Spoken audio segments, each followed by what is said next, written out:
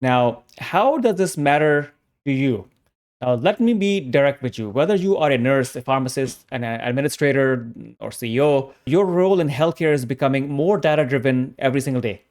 Understanding AI and data isn't optional anymore. It's essential for your career and for providing the best possible patient care. Now, if you are the type of executive who just looks at trends, oh, we did this and this happened and this improved, that, my friend, is repeated over and over again in every single hospital that I know of and I've worked and experienced. And that is an absolute wrong way of seeing if something worked or not. Of course, we will be talking about that in this course. And let's say you are in a clinical role, you're going to be asked to evaluate new tools, new AI tools to affect patient care decisions.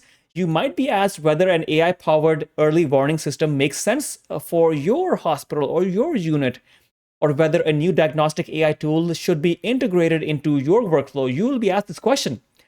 Then you need to know these metrics. You need to know how to evaluate and how to ask the right questions whenever a vendor comes along. And in general, if you have an administrative role, you need to assess AI vendors and make strategic decisions about implementation.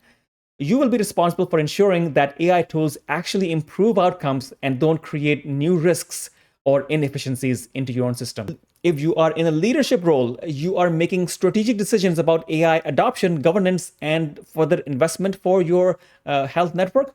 You need to understand not just what AI can do, but what it cannot do and how to implement it responsibly. Now, here's the key insight. You don't need to build AI models from scratch. I will teach you in the program how to do some of that, but you do need to ask the right questions when vendors pitch you their tools, or when your hospital wants to deploy the new predictive dashboard. You need to know a bit about this. Questions such as, what data was this trained on? How does it perform on patients like ours? And you need to know how to generate the information about your own patients.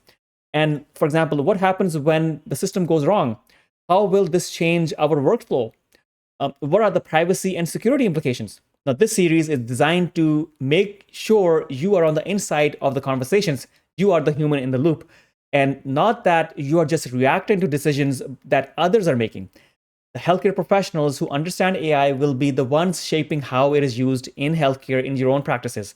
The ones who don't will find themselves adapting to systems designed by people who don't understand clinical practice. Let's say, for example, you are the clinician and admin is giving you a system to use, but it actually does not apply to your system. You need to be able to tell them in detail why this system is not useful in your clinical setting and give them real solid examples. I'm going to be talking about that in this program, but this is just some basic videos. So your clinical expertise is valuable in AI development and implementation because you understand patient care in ways that data scientists and engineers don't. You know what good clinical decision making looks like. You understand the human factors that determine whether technology succeeds or fails in your AI healthcare settings.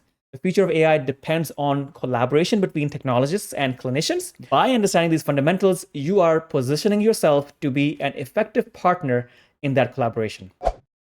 Dear all, I hope you are doing great and that you are liking these lessons and you are enjoying and you are learning.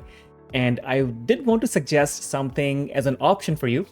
Only if you are one of those who want to have this content in a more organized manner, there is a program that I have set up that you can find in the description.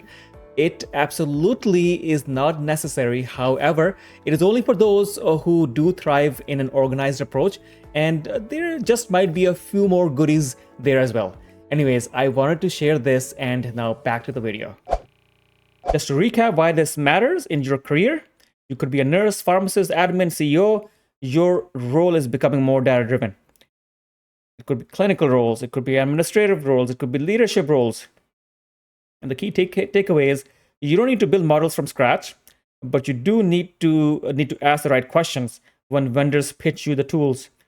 Okay, so there's so many different aspects that you will understand from this program: drug discovery, outbreak prediction, radiation therapy, data collection, imaging diagnosis. We'll create one as well ourselves, smart health records, and much more. What's next? Let's recap on what's next. What we covered: structured versus unstructured health data, how data quality impacts AI performance, data preparation and feature engineering, validation, training, validation, and test splits.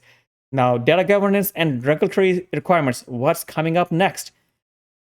Model architecture, how AI thinks. We will explore different types of AI models used in healthcare and how they process information to make predictions.